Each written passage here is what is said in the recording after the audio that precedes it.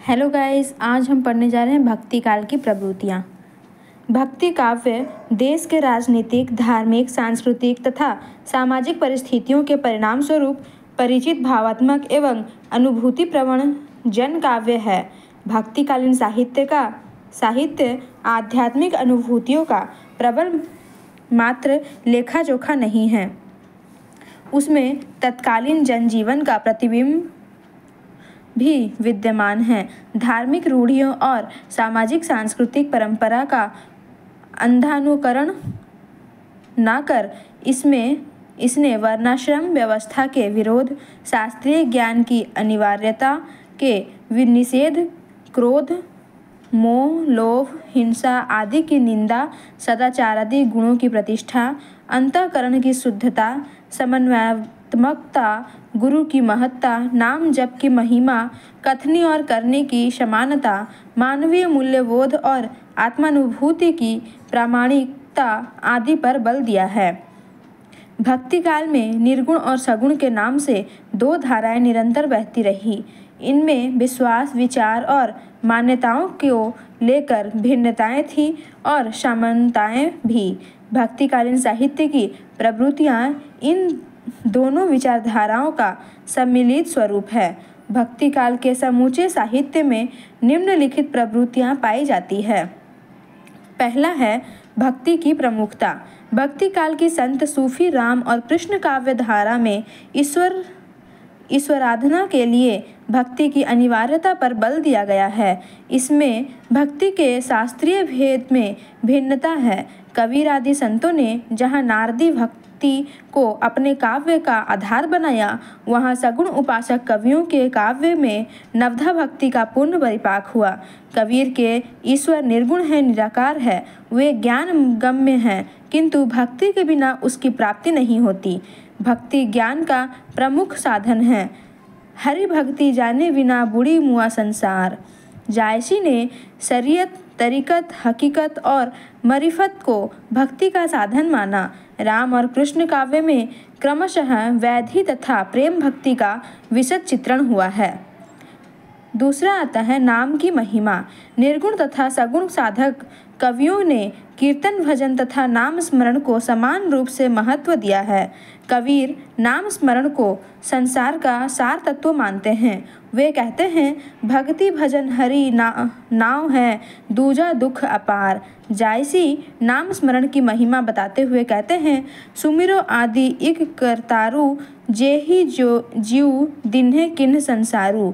नाम स्मरण के प्रसंग में तुलसी नाम को ब्रह्म से बड़ा मानते हैं। उनका कहना है, ब्रह्म राम ते नामु बड़ बरदायक बरदानी। सूरदास की कृष्ण काव्य में गुणात्मक प्रेम भक्ति का वर्णन करते हुए कीर्तन, स्मरण एवं नाम जाप को पूरा महत्व देते हैं। तीसरा है गुरु का महिमा का गान। भक्ति काल का समग्र साहित्य गुरु के महिमा गान में सतमुख है। संत, सूफी, राम और कृष्ण काव्य में गुरु की महिमा का गान विस्तृत ढंग से हुआ है। संत काव्य के प्रतिनिधि कवि कबीर जहाँ गुरु को गोविंद से बड़ा मानते हैं, गुरु गोविंद दो खड़े काकू लाग्यूं पाए, बलिहारी गुरु आपने गोविंद दियो बताए, वहाँ जायसी गुरु के बिना संसार को गुणहीन पाते हैं। बिन गुरु जगत को निर्गुण पावा।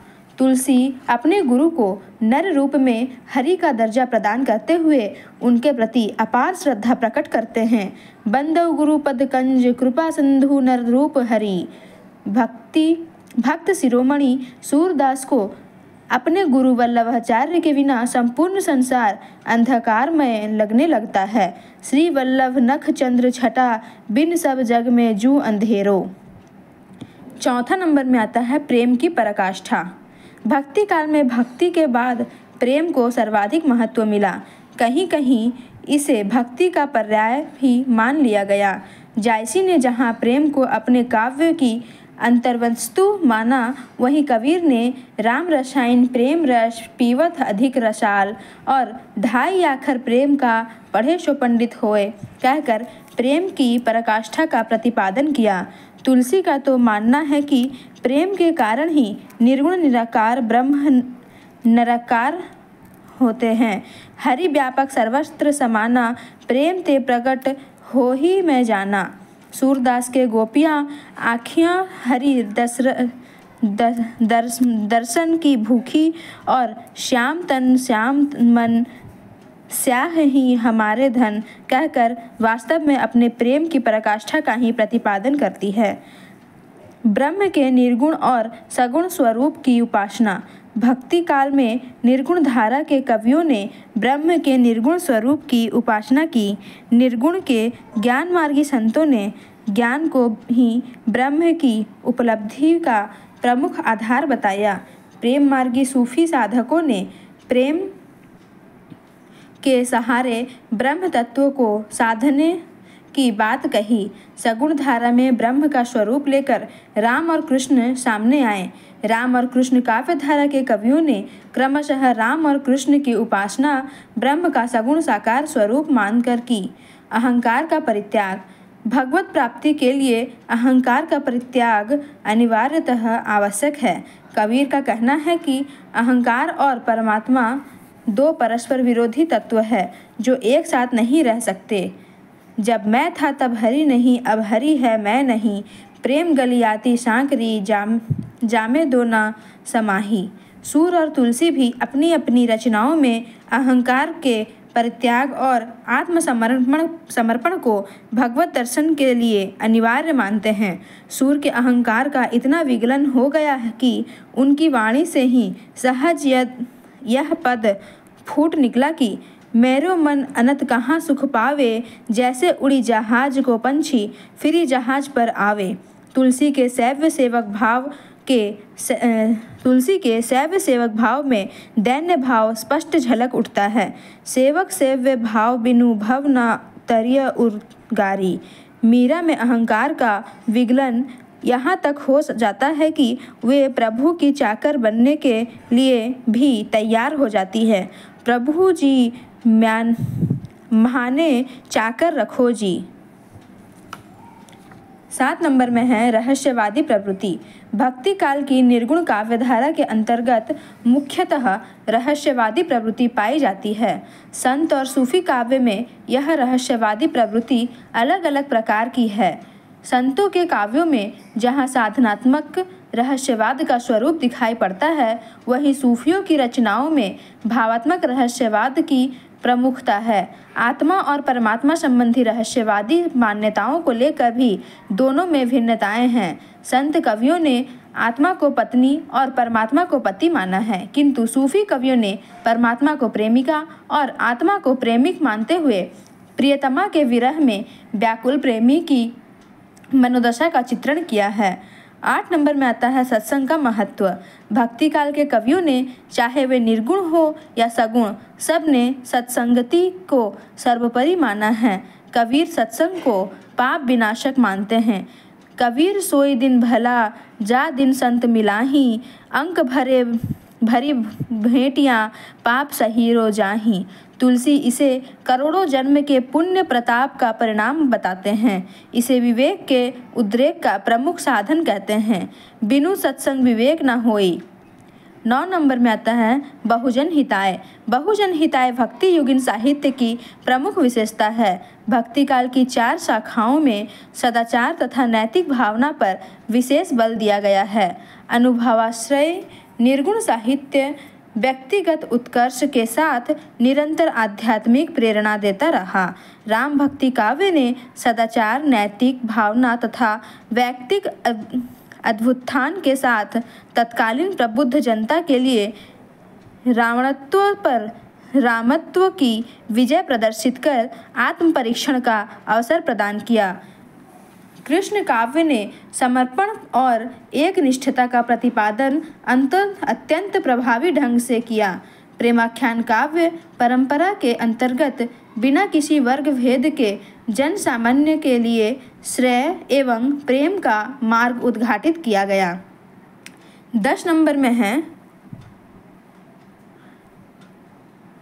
ब्रह्म, जीव, जगत, माया और मोक्ष का वर्णन।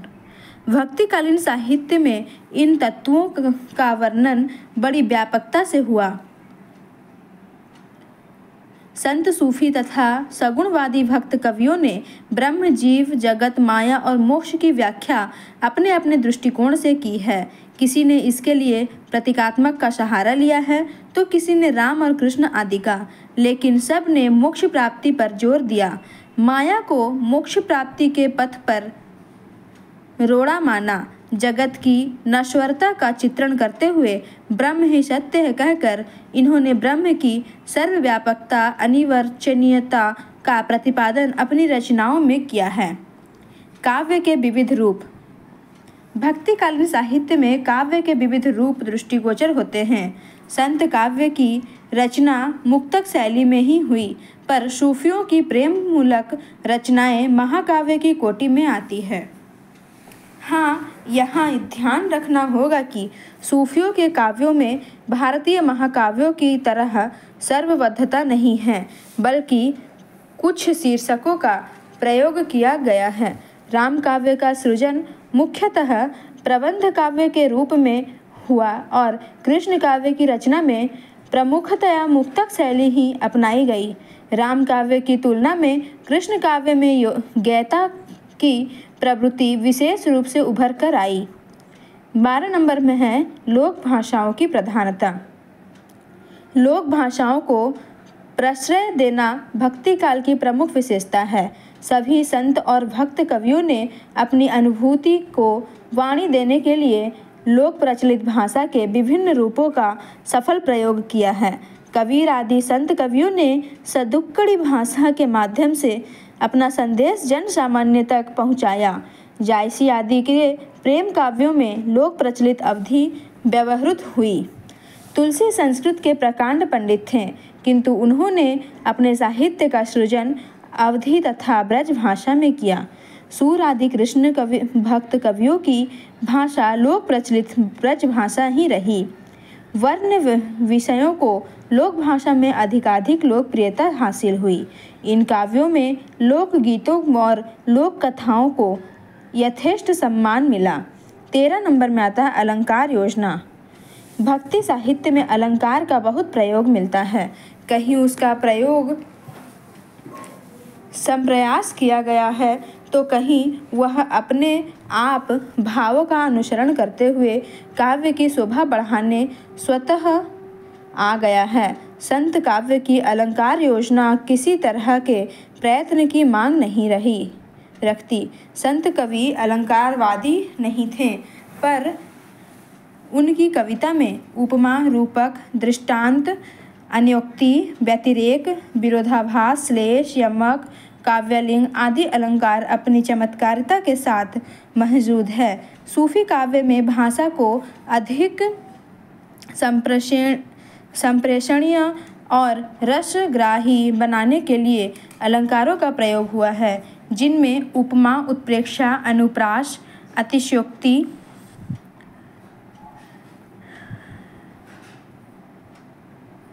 आदि प्रमुख है। समासोक्ति तथा अन्योक्ति सूफियों के प्रिय अलंकार है। राम काव्य और कृष्ण काव्य में भी अलंकारों का व्यापक प्रयोग हुआ है। राम काव्य में जहाँ रूपक, अनुप्रास, श्लेष, यमक, विभावना आदि की प्रधानता है, वहाँ कृष्ण काव्य में उत्प्रेक्षा, श्लेष, अन्योक्ति, वक्रोक्ति, व्याज स्मृति आदि अलंकार काव्य की सौंदर्य वृद्धि में सहायक बने हुए हैं। 14 नंबर में आते हैं छंदों का विविध मुखी प्रयोग। भारतीय साहित्य में छंदों के प्रयोग की परंपरा अत्यंत प्राचीन है। भक्ति काल में भी यह परंपरा अपनी पूर्ण गरिमा के साथ वर्तमान है। भक्ति काल के संत काव्य में दोहा, सवैया, कवित आदि छंदों का प्रयोग मिलता है। सूफी धारा में प्रमुखतः दोहा, चौपाई छंद ही प्रयुक्त हुए हैं। इनके अलावा सोरठा, बरवे, सवैया, कुंडलियाँ, झूलन आदि छंदों का प्रयोग भी देखने को मिलता है। राम काव्य की रचना दोहा, चौपाई, सोरठा, छप्पै, सवैया, घनाक्षरी, कुंडलियाँ, तोमर, त्रिभंगी आदि छंदों को आत्मसात करते हुए की गई है। कृष्ण काव्य में चूँकि गीति पदों का प्रयोग हुआ है, इसलिए करात्मक प्रसंगों में चौपाई, चौबोला, सार और सरसी आदि छंदों का प्रयोग किया गया है। इनके अतिरिक्त कृष्ण काव्य में कवित्त, सवैया, छप्पय, कुंडलिया, गीतिका, हरिगीतिका, अरिल आदि छंदों का भी प्रयोग मिलता है। धन्यवाद।